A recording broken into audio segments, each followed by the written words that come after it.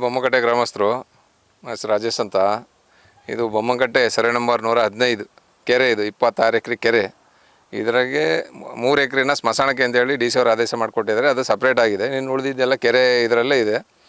ಈಗೇನು ಈ ಕೆರೆ ಕಾಣ್ತಾ ಇದೆ, ನೀವು ಕೆರೆ ಅಂತ ತಿಳ್ಕೊಳ್ಳೋಂಗಿಲ್ಲ. ಇದು ಎಲ್ಲ ವೇಸ್ಟ್ ವಾಟ್ರ್. ಇದು ಏನು ಇದು ಕಳಪೆ ಕಾಮಗಾರಿ ಮಾಡಿಬಿಟ್ಟು ಎಲ್ಲ ಚರಂಡಿ ನೀರು ಏನು ಎಲ್ಲ ಏರಿಯಾದು ಬಂದು ಇಲ್ಲಿ ಯು ಜಿ ಡಿ, ಆಮೇಲೆ ಯು ಜಿ ಡಿ ಕಂಪ್ಲೀಟ್ ಆಗಿಲ್ಲ. ಯು ಜಿ ಡಿ ಪ್ಲಸ್ ಮನೆಯದೆಲ್ಲ ವೇಸ್ಟ್ ವಾಟ್ರು ಎಲ್ಲ ಲೇಔಟಿಂದ ಬರುತ್ತೆ.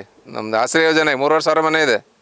3,500 ಮನೆದು ಹೆಚ್ಚು ಕಡಿಮೆ 3,000 ಮನೆದು ವೇಸ್ಟ್ ವಾಟ್ರ್ ಇಲ್ಲಿ ಬರುತ್ತೆ. ಆಮೇಲೆ ಪಕ್ಕದಾಗೆಲ್ಲ ಲೇಔಟ್ಗಳಾಗಿದ್ದಾವೆ, ಸುಮಾರು ಲೇಔಟ್ ಆಗಿದ್ದಾವೆ. MBS ಲೇಔಟು, ಸಾನ್ವಿ ಲೇಔಟು, ಸುಮಾರು ಲೇಔಟ್ ಆಗಿದ್ದಾವೆ. ಎಲ್ಲ ಲೇಔಟಿಂದ ಬಂದು ಇಲ್ಲಿ ಸೇರ್ಕೊಂಡೈತಿ. ಸುತ್ತಮುತ್ತ ಏನಿದೆ ಎಲ್ಲ ಲೇಔಟಿಂದ ಬಂದು ಸೇರ್ಕೊಂಡೈತಿ. ಇದಕ್ಕೆ ಸರಿಯಾದ ವ್ಯವಸ್ಥೆ ಮಾಡಲಿಲ್ಲ ನೀರು ಹೋಗೋಕ್ಕೆ. ಈ ಮುಂಚೆ ಈ ಕೆರೆ ಭಾಳ ಚೆನ್ನಾಗಿತ್ತು ನೀರು. ನಾವು ಈ ಕೆರೆಯಲ್ಲಿ ಮೀನು ಸಾಕಾಣಿಕೆ ಮಾಡ್ತಾಯಿದ್ವಿ ದೇವಸ್ಥಾನದ ಕಮಿಟಿಯಿಂದ. ಸರ್ಕಾರಕ್ಕೆ ಏನು ಕಟ್ಟಬೇಕು, ವರ್ಷ ನಾವು ಕಂದಾಯ ಕಟ್ಟಿ ಮೀನು ಸಾಕಾಣಿಕೆ ಮಾಡಿ ನಮ್ಮ ದೇವಸ್ಥಾನಕ್ಕೆ ಒಂದು ಆದಾಯ ಮಾಡ್ಕೊತಾ ಇದ್ದೀವಿ. ಈ ನೀರು ಯಾವಾಗ ಚರಂಡಿ ನೀರು ಬರೋಕ್ಕೆ ಸ್ಟಾರ್ಟ್ ಆಯಿತು, ಮೀನು ಇಲ್ಲ. ಆಮೇಲೆ ಇಲ್ಲಿ ಏನು ಸೊಪ್ಪು ತರಕಾರಿನೂ ಬೆಳೆಯೋಕ್ಕಾಗ್ತಾಯಿಲ್ಲ ಇವತ್ತು. ಆ ಸ್ಮೆಲ್ ಇದಕ್ಕೆ ನೀರಿಗೆ ಸೊಪ್ಪು ತರಕಾರಿನೂ ಬರೋಲ್ಲ. ಯಾಕಂದರೆ ಇದು ಕೆಮಿಕಲ್ ಮಿಕ್ಸ್ ಆಗುತ್ತಲ್ಲ, ಹಂಗಾಗಿ ಏನು ಬೆಳೆಯೋಕ್ಕೆ ಆಗ್ತಾಯಿಲ್ಲ. ಈಗ ಬೊಮ್ಮಕಟ್ಟೆ ಸೊಪ್ಪು ತರಕಾರಿ ಅಂದರೆ ಭಾಳ ಫೇಮಸ್ ಶಿವಮೊಗ್ಗದಲ್ಲಿ. ಇವತ್ತು ಬೊಮ್ಮಕಟ್ಟೆ ಸೊಪ್ಪು ತರಕಾರಿ ಅಂದರೆ ಯಾರು ತೊಗೊಳೋದೇ ಇಲ್ಲ. ಆ ಮಟ್ಟಕ್ಕೆ ಬಂದ್ಬಿಟ್ಟಿದೆ ಈ ಕೆರೆ ನೀರಿನ ಕಡೆಯಿಂದ.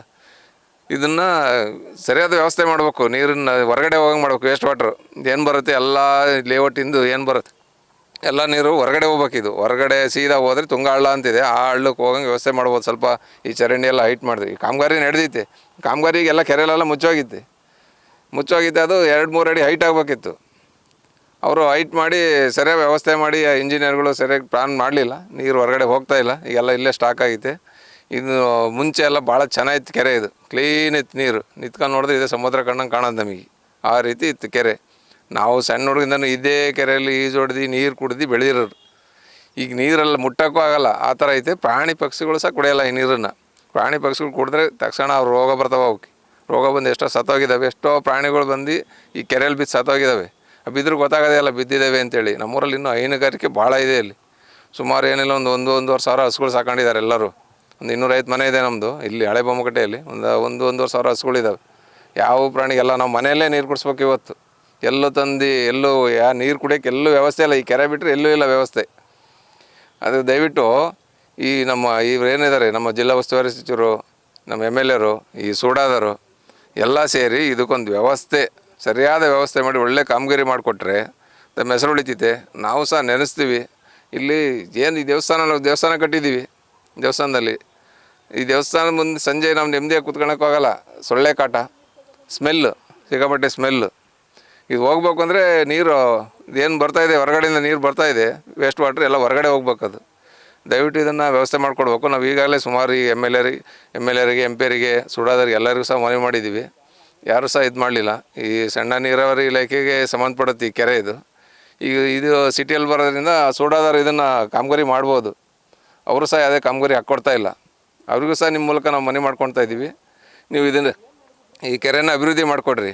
ನಾವು ದೇವಸ್ಥಾನ ಕಮಿಟಿಯವರು ಇಲ್ಲಿ ನಾವು ಒಂದು ದೋಣಿ ವಿಹಾರ ಮತ್ತೊಂದು ಮಾಡ್ತೀವಿ. ಯಾಕೆಂದರೆ ಈ ಉಳಿದಿರೋದೇ ಶಿವಮೊಗ್ಗದಲ್ಲಿ ಇದೊಂದೇ ಕೆರೆ. ಈ ಸುತ್ತಮುತ್ತ ನೀವು ಎಲ್ಲೇ ಹೋದರೆ ಇಷ್ಟು ದೊಡ್ಡ ಕೆರೆ ಎಲ್ಲೂ ಇಲ್ಲ. ಇದೇ ಕೆರೆನೇ ಇರೋದು, ಒಂದೇ ಕೆರೆ ಉಳಿದಿರೋದು. ಈ ಕೆರೆನ ಉಳಿಸ್ಕೊಬೇಕು ನಾವು.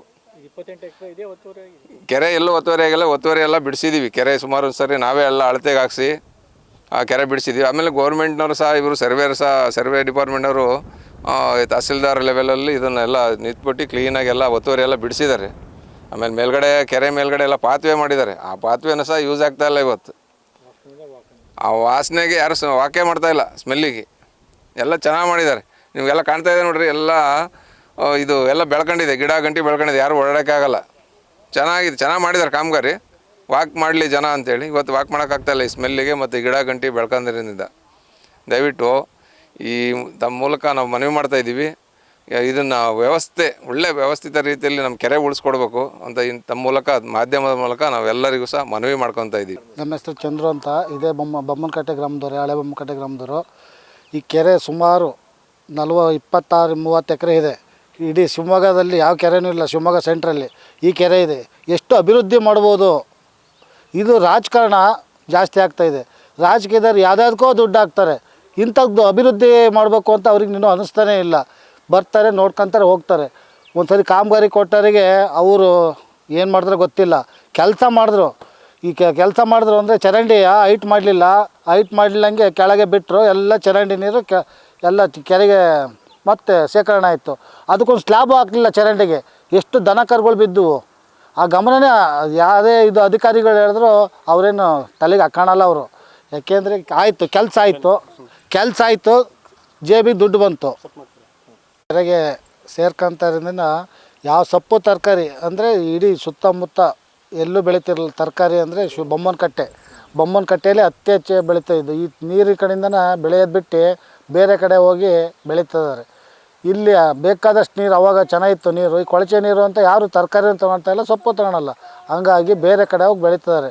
ಇದಕ್ಕೊಂದು ಸೂಕ್ತ ಪರಿಹಾರ ನಮಗೆ ಒದಗಿಸ್ಕೊಡ್ಬೇಕು ಅಂತ ಈ ಮಾಧ್ಯಮದ ಮೂಲಕ ನಾವು ಹೇಳ್ತಾಯಿದ್ದೀವಿ, ಕೇಳ್ಕೊತಿದ್ದೀವಿ.